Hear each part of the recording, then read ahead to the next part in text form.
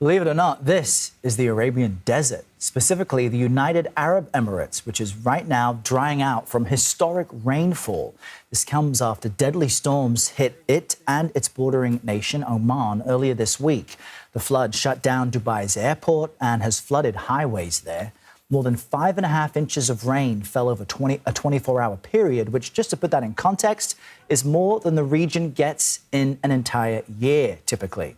CBS News senior foreign correspondent Charlie D'Agata is following this for us from our London bureau. So unusual, Charlie, to see that type of video from the UAE. Why was this flood so intense? Yeah, Errol, it was crazy. You know, I've been to Dubai dozens of times. I don't think I've ever seen a drop of rain. So yes, when you see 5.5 inches over the course of 24 hours, you can see what damage this resulted in, because they're just simply not prepared for this kind of rainfall in that short a time. Now, what caused it? A huge storm is the simplest answer. There have been a few reports about cloud seeding that was going on, and the UAE say, yeah, we do seed clouds because obviously they need rainwater in that area, and it's a way to produce that. But one official from Dubai said, we'd be crazy to seed those clouds. They saw what was coming. They just had no idea it was going to be like that. And you're seeing the pictures now. I mean, it's just extraordinary. Cars, the water had come over the top of cars, flooded the airport there, the runway, some of the images of planes landing there. They had to close down the airport, one of the busiest airports in the world. A shopping mall, roofs came down. I mean, unprecedented really doesn't describe the kind of rainfall that they had, and clearly they don't have the defenses to deal with it. Well, on that point, Charlie, because, you know, like you, I've spent some time in the UAE. I lived in Abu Dhabi for some time, and I was always fascinated about how much development has taken place on this slice of the Arabian Peninsula in such a short amount of time. They have, you know, tall buildings, opulent museums, and all sorts of construction and infrastructure that it seems isn't able to hold up with the changing weather systems. How are Emiratis trying to mitigate the damage from future storms to prevent this from happening again? Yeah, well, Errol, all that money, all those financial resources, the incredible infrastructure, I mean, incredibly modern buildings and highways, they're going to need some drainage canals, right? I mean, if we look at some of the cities in the United States, parts of New Mexico, Arizona, they know they're flash flooding because if you're in a desert environment, there isn't a lot of places for the water to go. And this has been surprising because, as you said, this is a modern city, a modern area. The Emirati are modern in terms of the development there, in terms of quick development. But yeah, they're going to have to take a very hard look at what happened. Now, keeping in mind, this is a once in a 75-year occasion or catastrophe that took place. But I guarantee you that what we're looking at now is not what Dubai looked like 75 years ago. And we're also dealing with climate change and more powerful storms. So they're going to have to address what happened and clearly put in some preventative measures. And as you mentioned, Charlie, unlike some other nations where we see flooding like this, the UAE has the financial resources, thanks to so much oil, to deal with it. The airport there, though, is a major international hub. Plenty of folks fly through. What's the status of it? How are they trying to get it up and running? Yeah, huge. I think when an airport official said that it's going to take some time, a master of understatement. But for the past 24, 48 hours since this rainstorm struck, you know, we've seen images of people that have just been camping out there. As he said, one of the busiest airports in the world. And I don't know if you saw some of those images of aircraft coming in. Look, there you see it. I mean, they're essentially landing on lakes in places that they're not really used to dealing with those kind of weather events. So yeah, it was shut down for a time. They were just essentially saying to people in Dubai, don't come to the airport for now. And it is a hub, and they were telling other airlines not to come through. But as I understand it, I was speaking to a colleague of mine, a few of the flights have started to go in and out of Dubai. Again, as you said, deep pockets. They have the resources to recover from these sort of events. Pretty incredible. There is just no corner of the world safe from these freak storms and floods. Charlie D'Agata, thanks for giving us the latest. We appreciate it. Thanks, Errol.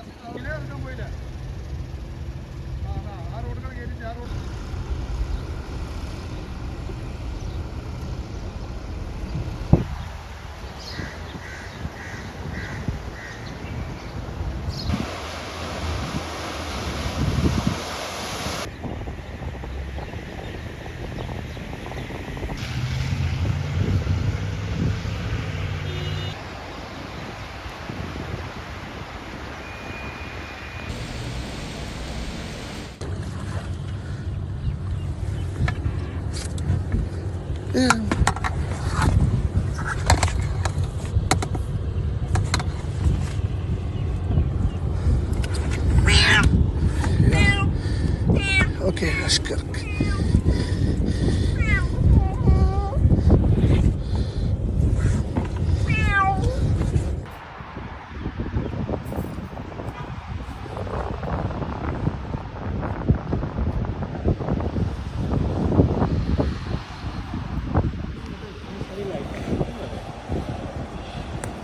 Kenapa?